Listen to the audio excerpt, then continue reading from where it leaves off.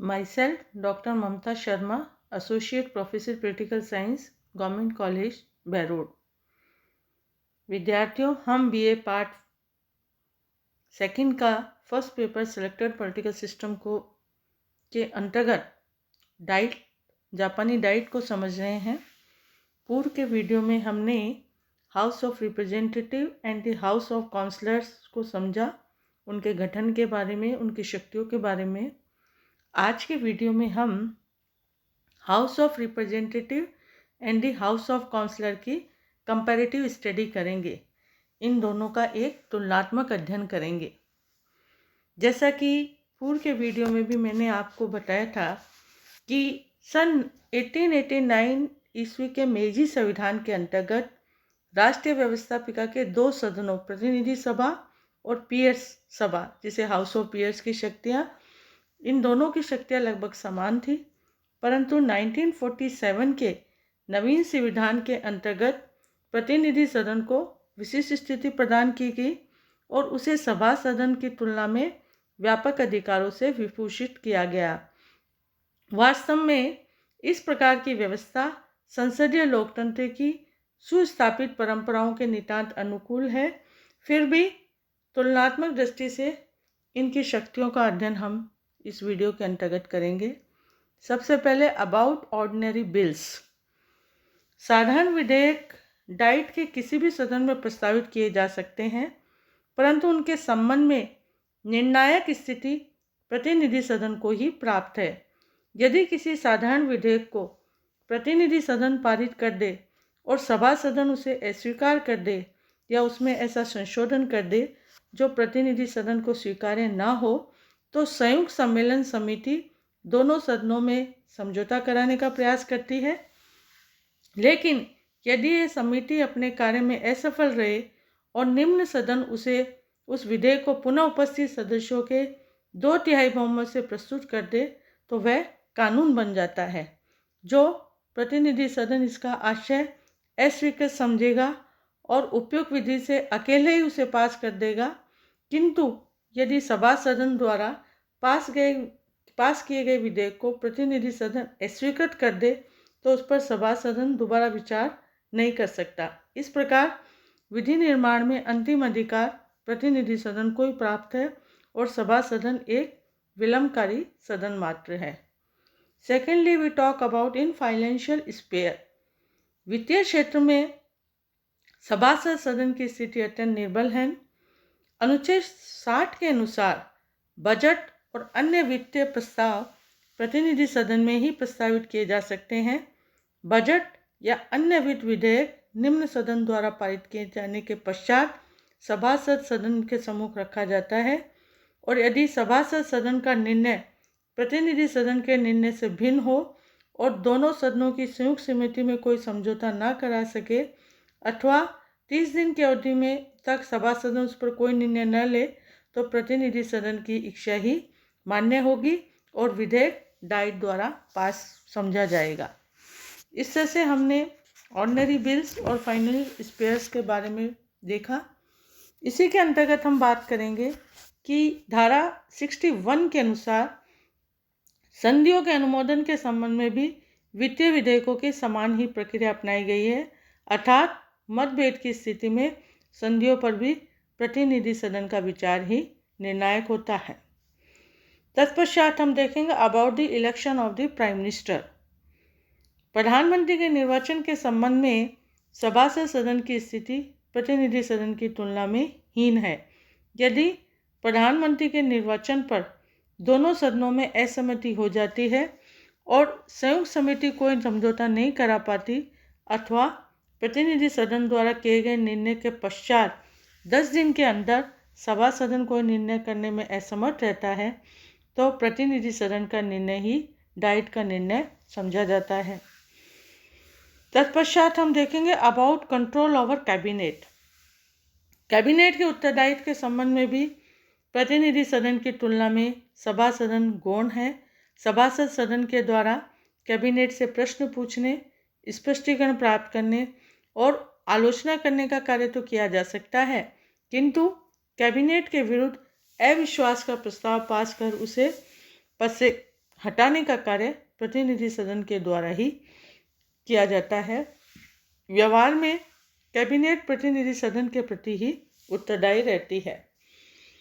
इसी के अंतर्गत संविधान में संशोधन, महाभियोग, जांच समितियां नियुक्त करने आदि के संबंध में भी दोनों सदनों की शक्तियां समान है।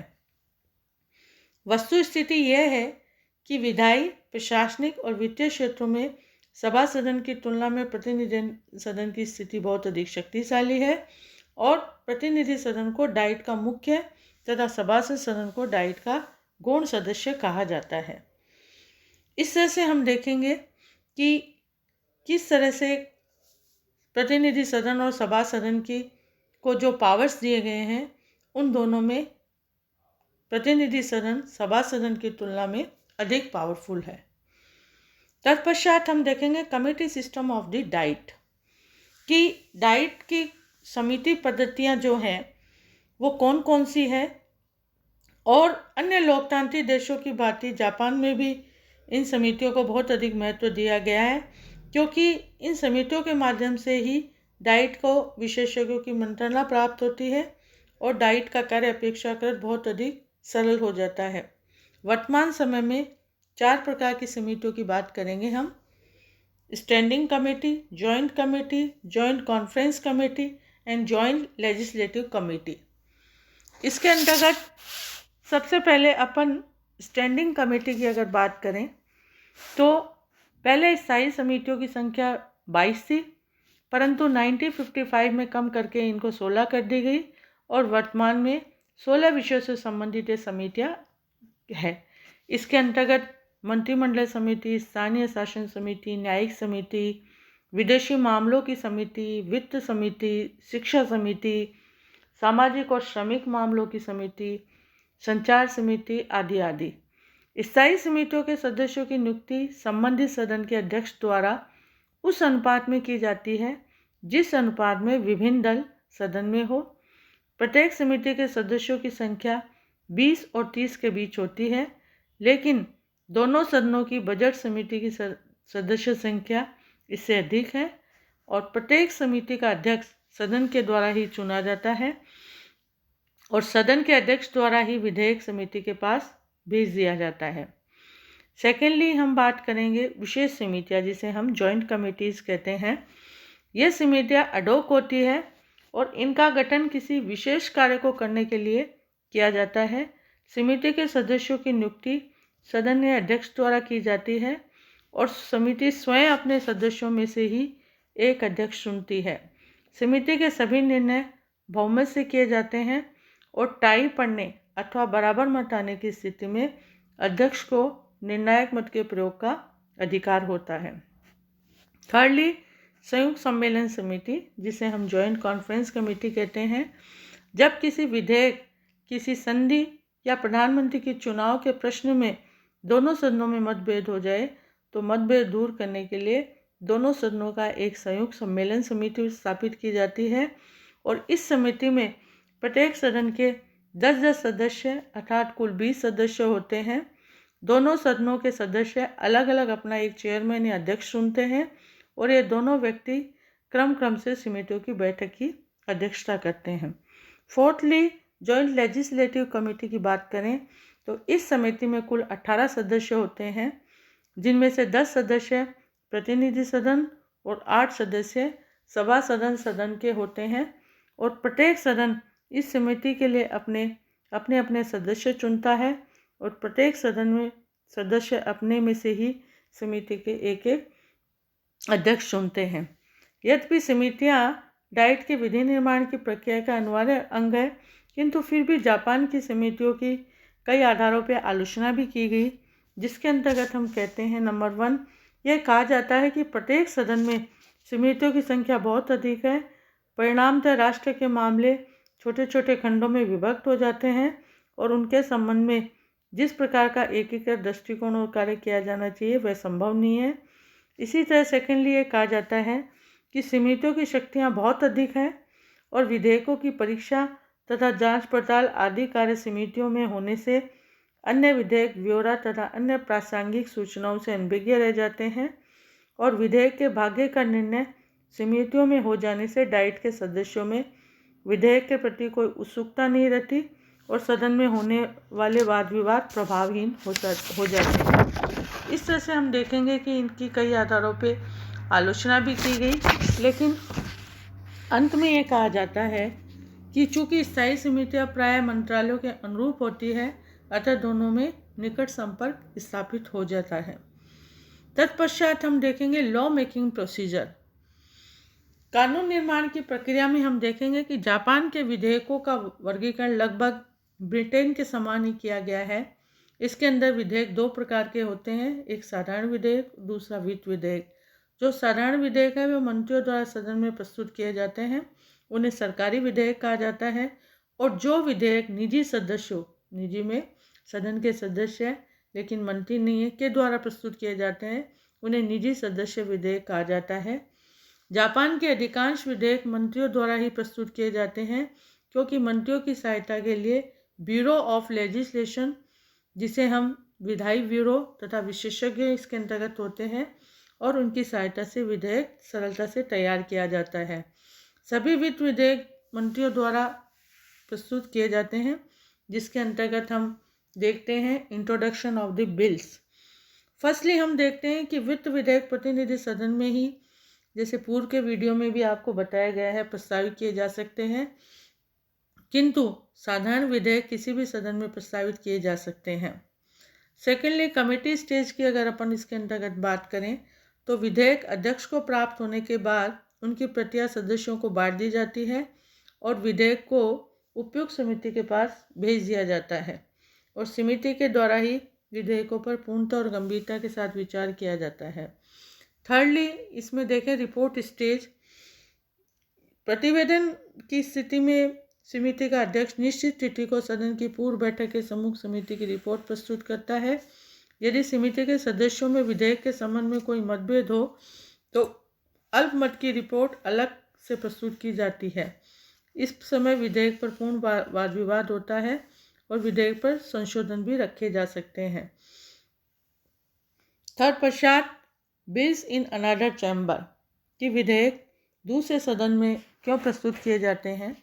इसके अंतर्गत हम कहेंगे कि एक सदन द्वारा विधेयक पारित किए जाने के बाद सदन का अध्यक्ष उन पर हस्ताक्षर करने के लिए दूसरे सदन में भेज देता है। दूसरे सदन में विधेयक को पहले सदन के ही समान सभी अवस्थाओं से गुजरना पड़ता है। यदि दूसरा सदन विधेयक को उसी रूप में पारित कर दे जिस रूप में पहले सदन ने पारित किया था, तो विधेयक दोनों सदनों द्वारा पारित समझा जाता है। तत्पश्चात हम देखेंगे bill taking the form of law कि विधेयक को कानून का रूप प्राप्त होना। दोनों सदनों द्वारा जब विधेयक पारित किए जाने के बाद प्रतिनिधि सदन का अध्यक्ष इसे मंत्रिमंडल के पास भेज देता है और विधेयक से संबंधित मंत्री और प्रधानमंत्री द्वारा विधेयक पर हस्ताक्षर किए जाते हैं और इसे सम्राट के पास भेज दिया जाता है। और इसके अंतर्गत स्पीकर की रिपोर्ट आने के 30 दिन के अंतर सम्राट इसे सरकारी गजट या सूचना पत्रों में छापने की आज्ञा प्रदान कर देता है और यह declaration of law by the emperor कहलाती है। इस प्रकार कानून विधेयक का रूप या विधेयक कानून का रूप ग्रहण कर लेता है। तत्पश्चात हम देखें ये कि द डाइट एंड असेसमेंट कि डाइट का एक हम मूल्यांकन अगर करते हैं इसके मेरिट डिमेरिट्स को ध्यान में रखते हुए, तो इसके अंतर्गत हम 2-3 बातों की ओर आपका ध्यान आकर्षित करना चाहेंगे कि सन 1889 के मेजी संविधान के अंतर्गत शाही डाइट की शक्तियाँ अत्यंत सीमित थी। शाही डाइट को हमने पूर्व के वीडियो में समझा है।